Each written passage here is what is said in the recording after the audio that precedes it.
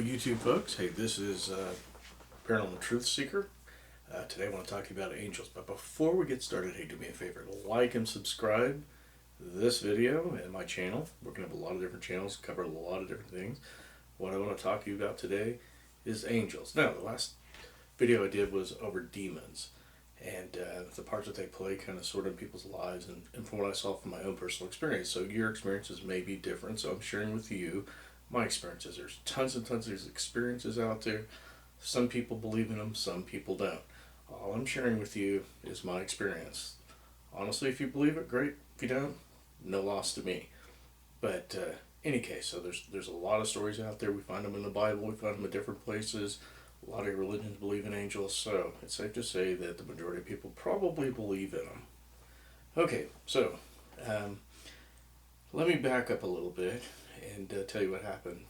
If you didn't see my other video, you might want to see it on demons. But during this case that I had a number of years ago, it involved a girl who was being oppressed by a demon. It got to the point, let's use the word demon, but it got to the point that this thing was making itself well known. At one point, it had stalked her.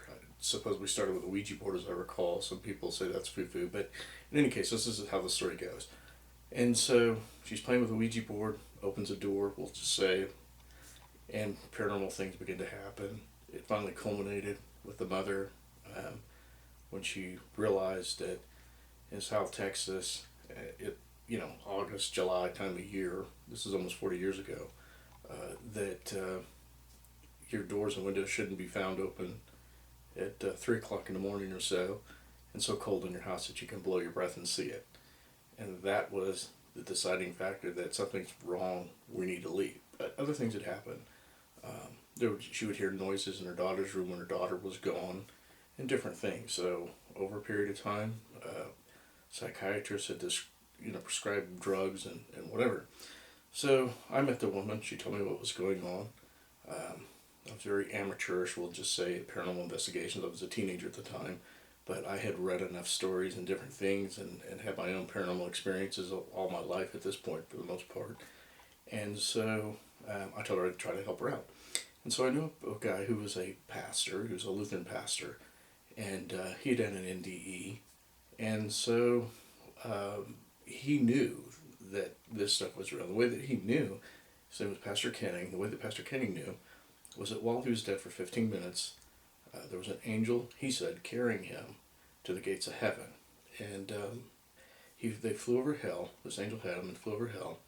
And he could see the demons down there reaching up like they were expecting the angel to drop him. So during his NDE, he saw both. Now, I will tell you this. I've studied parapsychology many years, and I have interviewed a lot of people with NDEs and like experiences. And some of them report seeing angels, others, demons, we'll say. So there's a lot of information out there. You're free to believe what you want to believe. But I'm going to share with you my experience. So I get involved in the case, and we go over, and I'm able to determine, just based on my experiences, and those experiences were dreams that I had with this young lady, that these events were occurring to, and her mother. And I had never met her, the young lady, worked with her mother, and there was something chasing her, and whatever it was evil, dark, and I was trying to help her escape this, whatever it was. I didn't know what it was in my dreams. It was almost like, I think I said in the other video, like being pursued by hounds. But these things were very dark. I knew they were after us. I knew they were close. They were closing in on us, and we had to find ways to evade them, and then find a way to eventually lose them. So I think I described, if somebody's chasing you down an alley or whatever, knock over a trash can, they gotta move out of the way, jump over so it slows them down. And so that's kind of the feeling that I had in these dreams. Other things began to occur after our investigation, and after I got a hold of Pastor Kenning, and we set a date and said, hey, we're going to go over here. Not necessarily do an exorcism or a cleansing, just do a blessing. That's what the lady wanted. And he agreed to it. And so during that time, things began to happen in my life. And what I mean by things that happened to my twin brother as well, I talked about in the other video.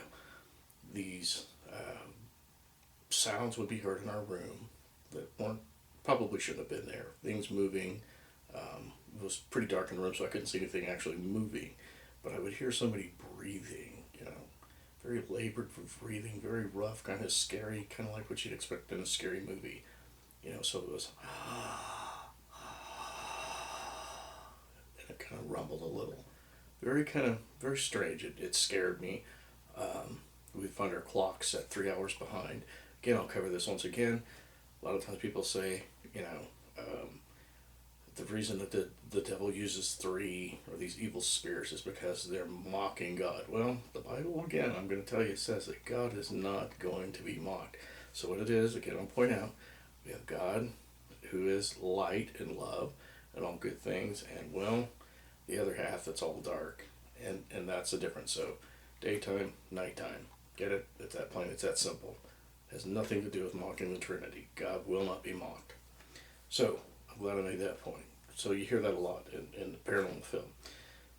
So we begin to experience these things, and as these things begin to increase, I can't honestly say that I remember just things happening all the time, but more when we were alone. I might be riding in the vehicle going somewhere, driving, and I would feel like there was something there that shouldn't be there. It's kind of like if somebody let a snake go in your car and you know that that snake is there and might bite you or whatever, so you're kind of paranoid, maybe scared. And that was kind of the feeling I would get sometimes when I was alone. It was kind of the same thing, I guess, with my twin brother. And so, moving forward, these things began to escalate some, and as they did, I became a little fearful, and I began to think that, well, maybe we shouldn't be involved in this whole thing. And so something happened that changed it all. And what that was that I was asleep one night in my bed. I couldn't tell you what time it was, to be honest with you. And I woke up, and I was just wide awake, just as awake as I am now. And there was a angel standing at the foot of my bed. Now, most of your sinners, I guess, on average, 8 foot. Well, this thing was probably at least, I'm going to say 10 foot, maybe 12. I don't know. Now, I know you're thinking, how does a 12-foot angel fit inside of an 8-foot ceiling? Well, I'm going to tell you what happened. You've ever seen some of these Star Trek type shows or whatever, where, there's another dimension that all of a sudden appears and something steps out, like a portal, we'll use that term.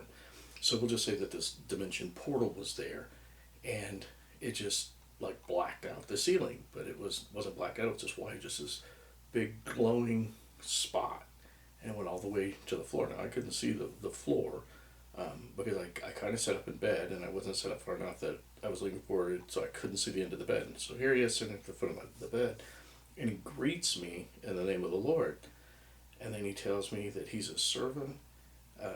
And he wished peace upon me, and instantly I felt peace. I mean, this whole thing is radiating peace and love and joy and all the things that you hear people talk about when they die and go to heaven.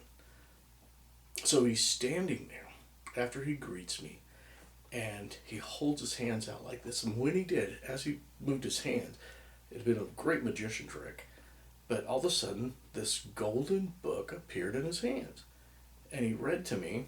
And off the top of my head, I believe it was Matthew chapter 12, verses 35 through 37. And that's as I recall, if I've got it right, I'd have to look. But that's where Jesus talked about a home being swept. When you cast the demons out, that they go and they wander in a dry place, and they come back and bring back 7 spirits worse than themselves. And so as soon as he read that, he just kind of quickly vanished. And I went back to sleep. And I'll tell you, I think it was probably the most peaceful night of sleep I ever had.